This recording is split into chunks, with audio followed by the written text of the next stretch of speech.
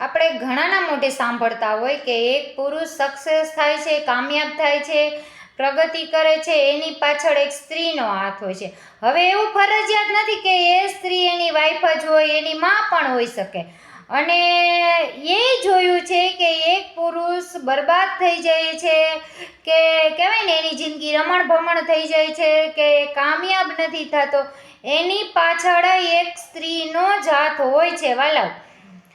ઘણા બહેનો એવું કહેતા હોય કે ભાઈ દીકરીને ભણાવી ગણાવી, દીકરીને નોકરી આવે એટલે એનો પગાર છે ને એના ખાતામાં જ જમા થાય, અને દીકરાનો પગાર આવે ને તો દીકરાએ કદાચ 1000 રૂપિયા કાઢ્યા હોય ને તો એને હિસાબ દેવો પડે કે ભાઈ મેં પેટ્રોલના કાઢ્યા કે ફાંકીના કાઢ્યા, બાકી પગાર એની માના હાથમાં કે બાપના હાથમાં આપી દે છે.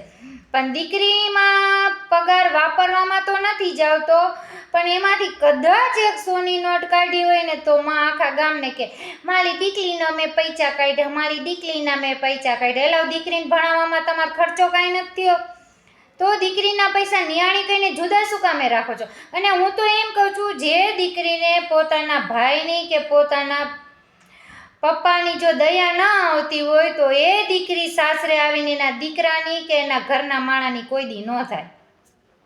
આવું નિહારમાં ન શીખડાવે. એ તો એક માને શીખડાવવું પડે કે ભાઈ પોતાના પપ્પાના ઘરે એનો બેંક બેલેન્સ અલગ ન રાખવું જોઈએ, આપણા પૈસા સમજીને જ વાપરવા જોઈએ, તો એ સાસરે આવીને આપણું કરે, ન કરી મારું મારું જ કરે.